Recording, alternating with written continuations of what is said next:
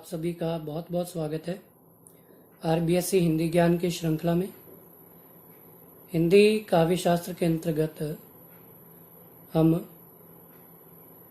छंद व अलंकार तथा काव्य गुणों का अध्ययन कर चुके थे।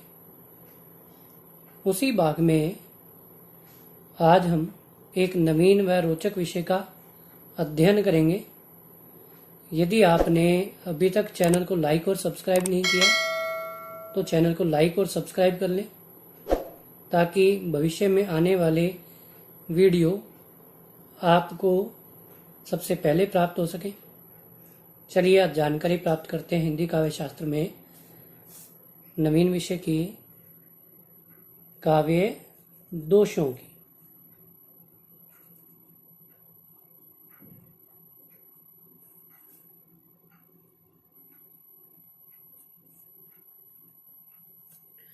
देखिए, सबसे पहले दोष किसे कहते हैं।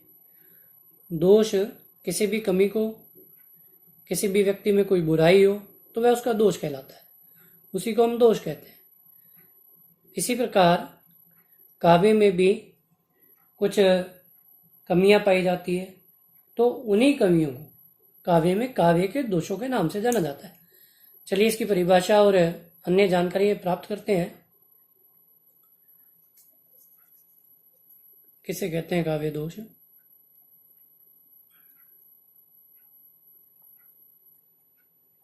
किसी व्यक्ति या वस्तु में किसी प्रकार की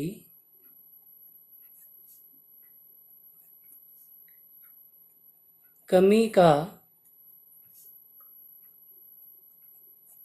पाया जाना उसका दोष कहलाता है।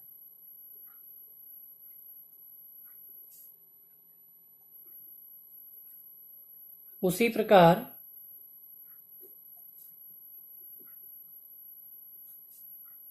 काव्य में किसी प्रकार की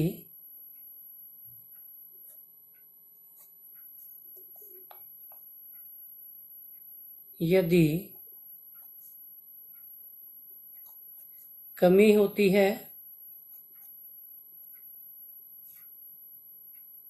तो वह काव्य दोष माना जाता है।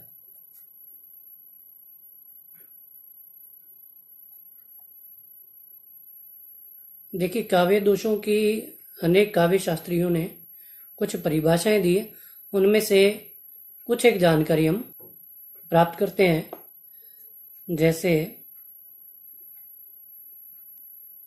आचार्य विश्वनाथ के अनुसार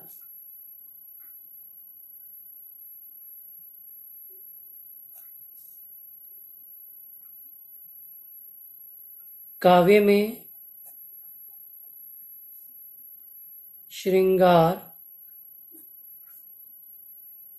हास्य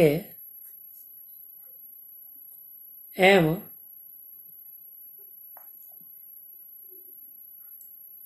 करुण आदि रसों का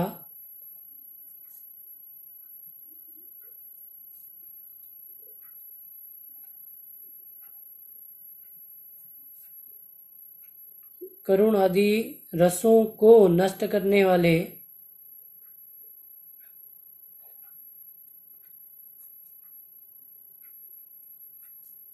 तत्व काव्य दोष कहलाते हैं।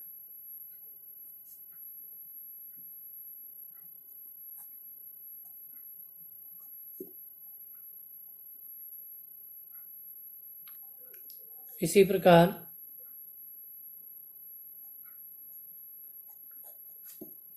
आचार्य मम्मट के अनुसार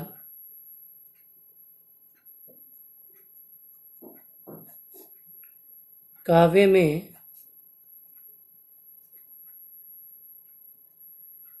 अभिधेयार्थ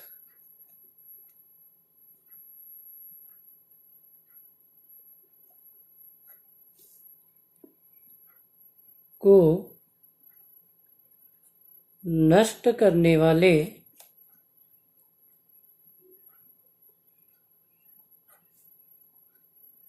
तत्व काव्य दोष कहलाते हैं।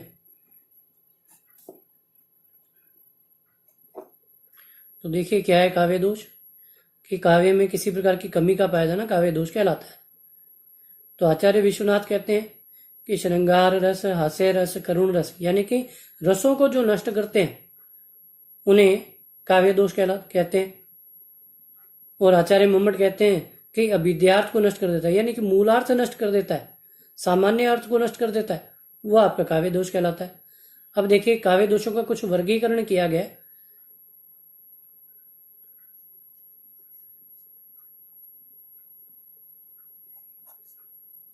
काव्य दोषों का वर्गीकरण।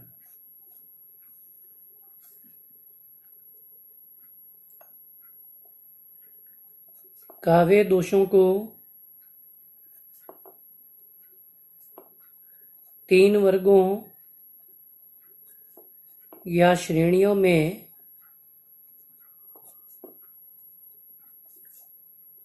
विभाजित किया गया है।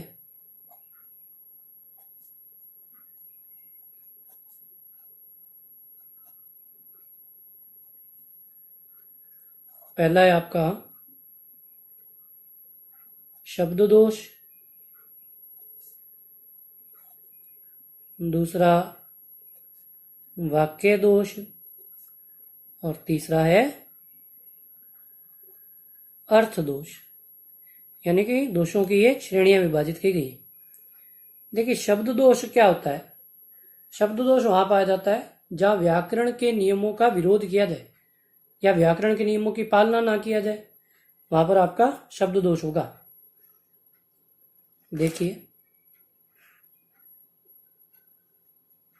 देखिए शब्द दोष,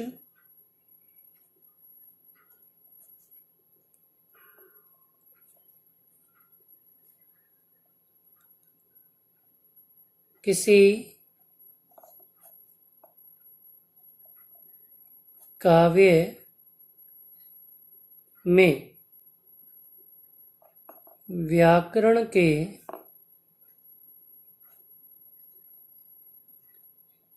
नियमों का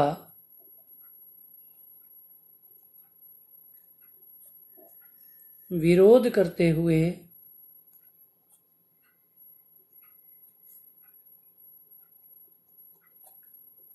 काव्य रचना शब्द दोष कहलाती है।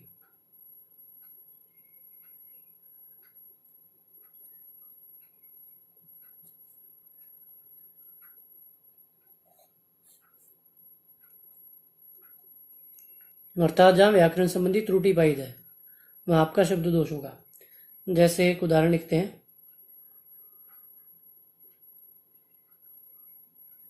कुमुदिनी खिल गया बाल रवि को देखी। देखिए यहां पर कुमुदिनी स्त्रीलिंग शब्द है और खिल गया का प्रयोग किया है, जबकि इसके स्थान पर कुमुदनी खिल गई होना चाहिए, इसलिए यहां पर शब्द दोष है। अब देखिए वाक्य दोष। देखिए वाक्य दोष कहाँ होता है, जहां पर या जहां काव्य पंक्ति में वाक्य का क्रम भंग कर दिया जाए,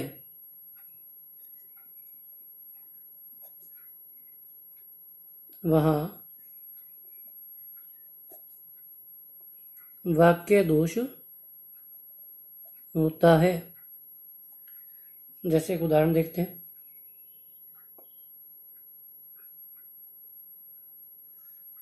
कि बकरी को काटकर गाजर खिलाओ। देखिए क्या उचित होना चाहिए इसकी जगह कि देखिए हम जो शब्द शुद्धि पढ़ते हैं या वाक्य शुद्धि पढ़ते हैं, वाक्य शुद्धि में एक नियम होता है कि जहां पर दो कर्म प्रयुक्त हों तो वहां पर आपका गौण कर्म बाद में प्रयुक्त होता है और मुख्य कर्म पहले प्रयुक्त होता है।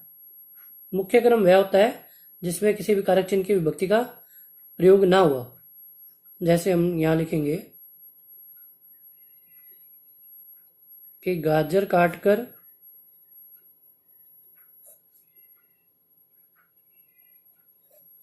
बकरी को खिलाओ, उचित ही होना चाहिए, इसलिए यहां पर आपका वाक्य दोष है। आगे देखिए अर्थ दोष। देखिए अर्थ दोष कहाँ होता है, जहां पर एक ही अर्थ को प्रयुक्त करने वाले वाक्यों का हम प्रयोग कर देते हैं। एक अर्थ प्रयुक्त कर रहा है एक शब्द और पुनः उसी अर्थ का प्रयोग करने वाले शब्द का फिर से प्रयोग कर दिया, तो वहां पर आपका अर्थ दोष होता है। यानी कि जहां किसी वाक्य या पद में एक ही अर्थ को प्रकट करने वाले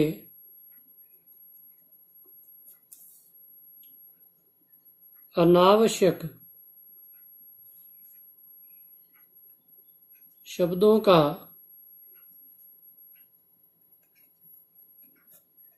प्रयोग किया जाए वहां अर्थ दोष होता है। जैसे मैं प्रातःकाल के समय घूमने जाता हूं। अब देखिए काल का अर्थ भी समय होता है और समय का फिर से प्रयोग कर दिया, यानी कि एक ही अर्थ को प्रकट करने वाला नाशक शब्द का प्रयोग है। इसलिए हमें क्या करना पड़ेगा, समय को हटाना पड़ेगा कि मैं प्रातःकाल घूमने जाता हूं, इस प्रकार होना चाहिए। देखिए अब दोष जो आपके अध्ययन विषय के अंतर्गत है। पहला दोष है आपका श्रुति कटुत्व दोष। देखिए किसे कहते हैं श्रुति कटुत्व दोष। देखिए इसी के नाम से याद करेंगे तो आसानी से याद होगा। देखिए श्रुति का अर्थ होता है सुनना और कटु का अर्थ होता है कड़वा, यानी ऐसी काव्य रचना जो सुनने में क्या लगे, कड़वी लगे, अप्रिय लगे, तो वहां पर आपका श्रुति कटुत्व दोष होगा। देखिए परिभाषा इसकी,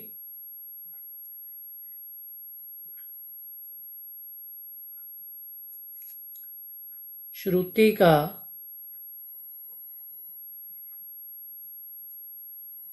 शाब्दिक अर्थ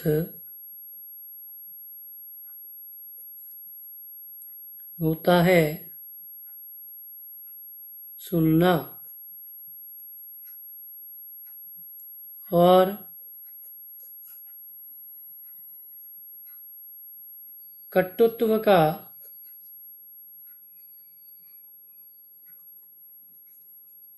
अर्थ है कड़वापन, अर्थात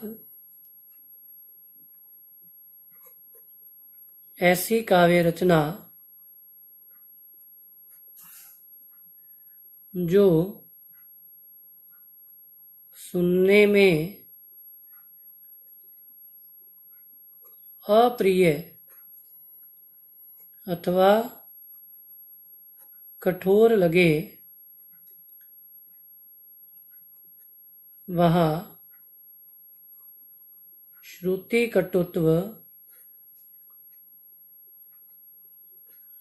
दोष होता है। देखिए पाया कहाँ जाता है ये आपके मूर्धन्य वर्णों में श्रुति कटुत्व दोष होता है। संयुक्ताक्षर जहाँ होंगे वहां पर भी श्रुति कटुत्व दोष होगा। यानी कि इस दोष में मूर्धन्य व संयुक्ताक्षरों का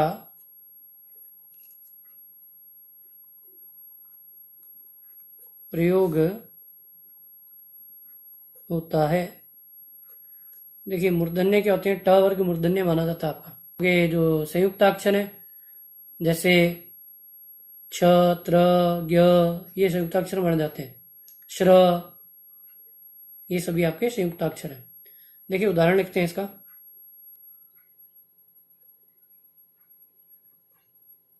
भर्त्सना से भीत हो वह बाल तब चुप हो गया। या फिर शीतल छाया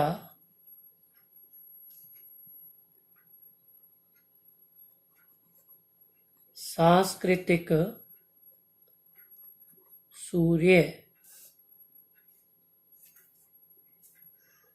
देखिए भर्त्सना पढ़ने में बड़ा अप्रिय सा लगता है और यहाँ पर आपके संयुक्ताक्षर का प्रयोग हुआ है, इसलिए इस कारण इनमें क्या है, श्रुति कटुत्व दोष है। आगे देखिए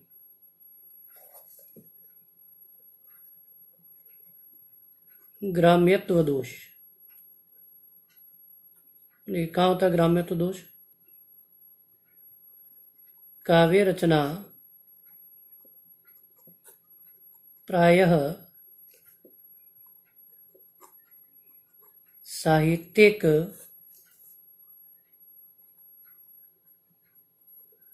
शब्दावली में प्रयुक्त की जाती है।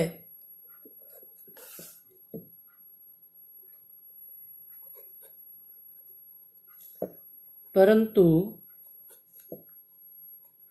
जब कोई कवि या लेखक साहित्यिक शब्दावली के स्थान पर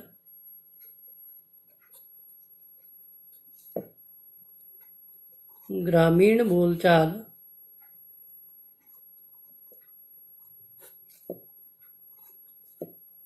की भाषा का प्रयोग करता है, वहाँ ग्राम्यत्व दोष होता है। देखिए उदाहरण देखते हैं इसका। जैसे मूंड पर मुकुट धरे सोहत है गोपाल।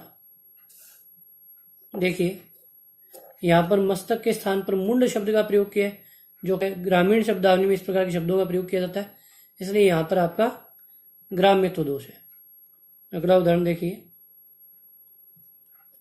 पड़े जटोले पे रहे नींद न आई रात। अब यहाँ पर जटोले शब्द का प्रयोग करना भी ग्रामीण बोलचाल को अभिव्यक्त करता है, इसलिए यहाँ पर भी आपका ग्राम्यत्व दोष है। देखिए अगला दोष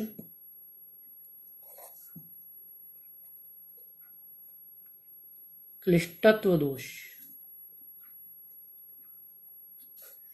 देखिए नाम से ज्ञात है, क्लिष्ट यानी कठिन, यानी कि कठिन होगा ये दोष। देखिए कहाँ होगा क्लिष्टत्व दोष?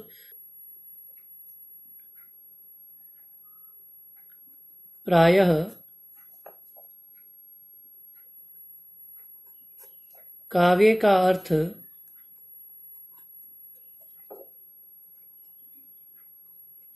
सहज समझ में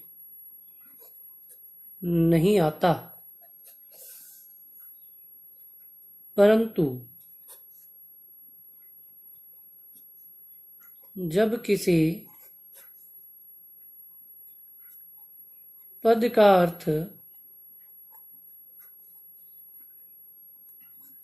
बड़ी कठिनाई से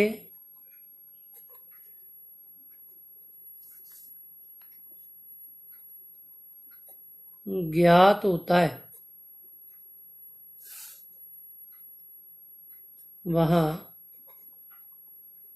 क्लिष्टत्व दोष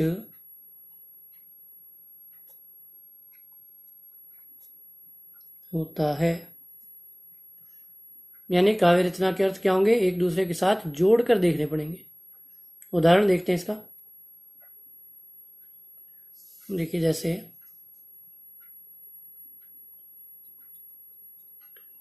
सारंग ले सारंग उड्यो, सारंग पुग्यो आए,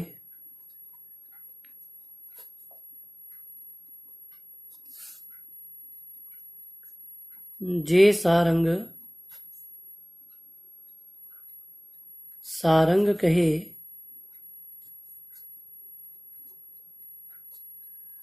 मुख को सारंग जाए। अब देखिए, यहाँ सारंग शब्द के अधिकाधिक प्रयोग हुए और अर्थ भी क्या है। देखिए, पहले सारंग का अर्थ है मोर, इस सारंग का अर्थ है सर्प, इस सारंग का अर्थ है काले मेघ, इस सारंग का अर्थ है मोर, इस सारंग का अर्थ है मोर की मधुर कूक, और इस सारंग का अर्थ है सर्प। यानी प्रत्येक स्थान पर उसके अर्थ भिन्न भिन्न आ रहे हैं। देखिए, कवि यहाँ पे क्या कहता है, एक मोर एक सर्प को लेकर उड़ा, और जैसे ही वह उड़ा वैसे ही नभ में काले मेघ छा गए। अब मोर के समक्ष एक संकट उत्पन्न हो गया कि यदि वह अपनी मधुर कूक उत्पन्न करता है तो उसके मुख से सर्प छूट जाता है। यानी कि हमने क्या किया है, यहाँ पर एक दूसरे के साथ में काव्य पंक्तियों को जोड़कर अर्थ ग्रहण किया है, इसलिए यहाँ पर क्लिष्टत्व दोष है। देखिए एक उदाहरण और।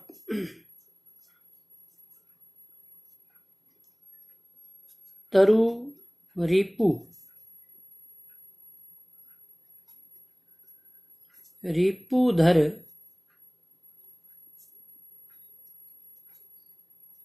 देखी के विरहिणी तीय